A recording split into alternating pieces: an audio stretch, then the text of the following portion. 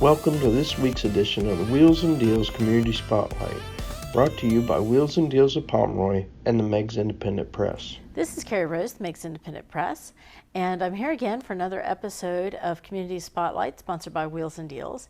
And this week I have with me again Ben Nease from Batangas Karate School, and we're going to be talking. Well, last week we talked about the breakathon, but this week we're talking about a project, and this is something that has continued to grow.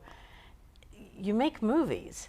Yeah, short films. Yeah, this about 2 years ago, before the pandemic hit, we did a very small short film that was dedicated to one of our former students who had passed away. But this year, I shouldn't say this year. Over the last year, we've made a short film. It's I would best describe it as like a psychological action thriller, if that's a genre. We wrote the story, produced it, directed it. I think it had a budget of like $700-800, but I don't think you would tell that by watching the film. But it was a lot of fun to make, and the goal was to make something that people would want to watch, and then we could somehow harness that to raise money for the breakathon, which we spoke of last week. So right now it's actually streaming on one of our websites, and it's in review with Amazon Prime right now. So they're reviewing it to see if they're going to put it on their platform to stream too. Any money we get from that, we're going to put to the breakathon this year. And it's really amazing to see these short films, because you're using karate, you're using, you guys are doing your own stunts. Yeah. Yeah, no budget for a stunt double. What is that like? Well, there are a lot of fight scenes in it, and it's me and my students that are trying to, or that are fighting in the film. They're pretty good fight scenes. We had over 400 hours of production time and filming, editing, set up. Approximately, our camera started and stopped 3,600 times. Wow! So it was. That's a lot. It was a very big undertaking. I think we initially thought we could get it done in 3 months, and then we realized no, this is going to take a lot longer. So it took us about a year to finish it. Speaking of stunts, I had the worst injury. I had one of my students, he got trapped under my leg when I did a takedown, and his ankle just about broke, which it probably would have been better if it broke because it got stoved really bad. I fell down a couple times and cracked a rib, but other than that, we survived. So. And that's one of the things, I mean, you work it into the story. Mm-hmm. It is really, it's amazing to me. The last one that you did was really amazing. I mean, you've done a couple of these now. Mm-hmm. So what was different with this one being longer? This one had more of a story to it. It had the last one we made. It was something kind of tragic had happened, so we thought we were going to do it and honor somebody. So we literally had 7 weeks to come up with an idea and execute it. This time we had more time. We thought, we could really make something that's fun to watch and something to be proud of. It was all filmed here in Meigs County, a little bit out in Racine, and mostly in Middleport. This one has a more substantive story to it. It's a story about somebody who's lost their faith in God and how they get it back through their trials and that they go through during the movie. So we're proud of it, and if we ever do a film project moving forward, we're only going to do something that we think we can inspire people with. Sometimes you watch stuff and you get done watching it, you go like, well, what did I take away from that? I don't know, but we want to produce something that inspires people. So, and I think I'm not a braggadocious kind of person, but I do think I think we've done that with this. I think we have. We've caught a lot of attention from a lot of people with it. So. And this is your students. Mm-hmm. Yeah, just to note, we did team up with River City Players. We had Janice Carnahan, who's a really good actress. She helped us out with a couple roles, and learned a lot from her. So I I can tell you anything you need to know about the fighting aspect, but the acting, it took some time.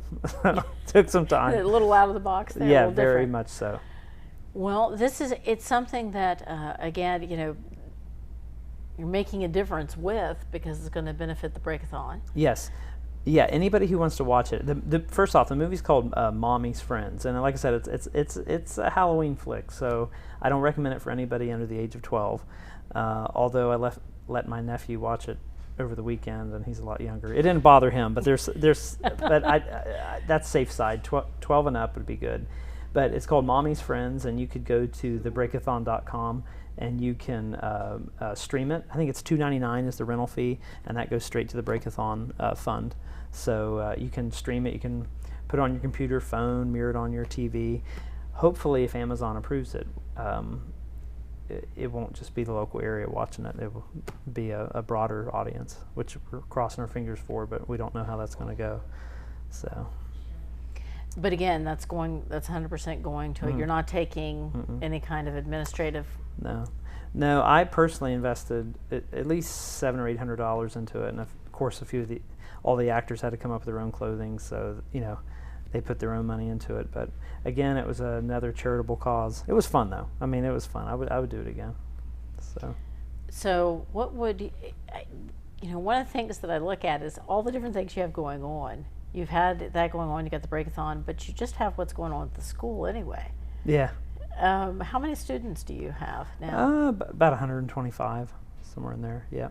And then you've added to it with the Cherry Blossom shop.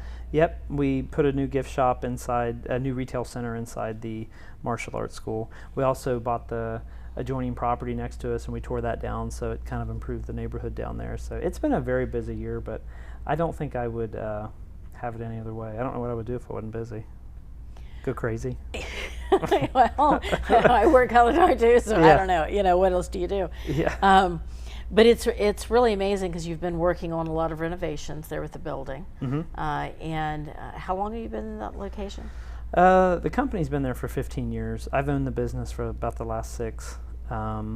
I was one of the first students there, so I think I came with the building. So I've been there at least 15.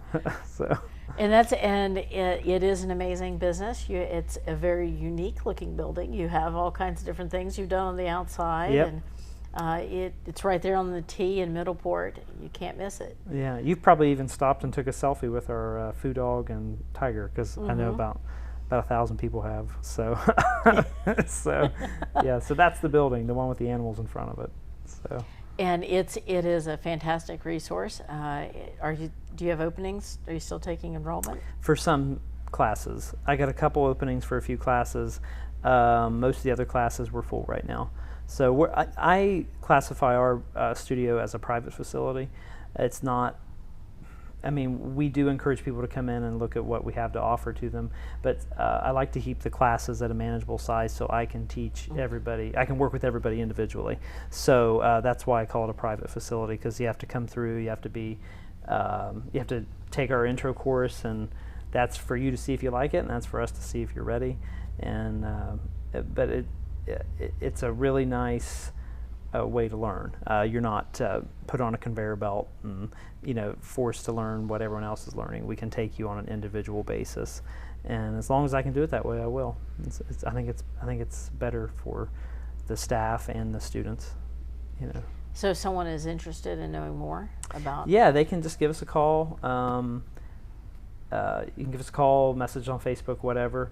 And we'll try to set you up with an introductory course to see if you like it. And if you do, we'll get you set up with a group class and get you training. So you always have all kinds of different things that are going on. You're always planning ahead, I know, for the Breakathon. What are some new things maybe on the horizon?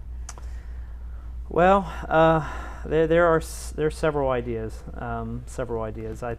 One in particular, I would like to. There's a particular property we're looking at that we would like to buy and expand some services in.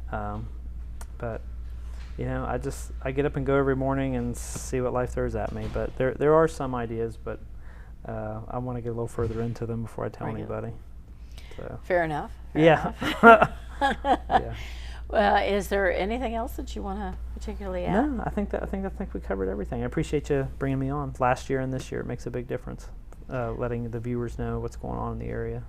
So. Well, we appreciate it. We appreciate Wheels and Deals for sponsoring this, making it possible, and we appreciate their support of Community Spotlight, and of course the Meigs Independent Press. And if you if you have the ability to help out with the Breakathon, it's something you definitely need to look at.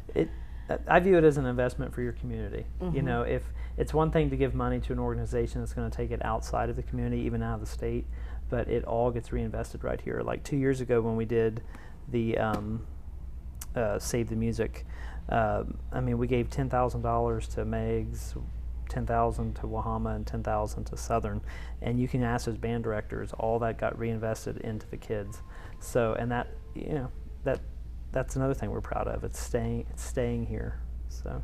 Well, we say all the time, Meigs County takes care of Meigs County. That's right. This is definitely one of those regional things, though, that it can make a difference, and potentially with doing those heart screenings could save a life. So check them out. Check out Batanga's Facebook page and their website, and make sure that you support the Breakathon coming up on November 6th. And we'll see you next week for another episode of Wheels and Deals Community Spotlight. Ian, what are you doing here, buddy? I can't sleep. What, are you sick? What's wrong? Strange people keep showing up in my dream.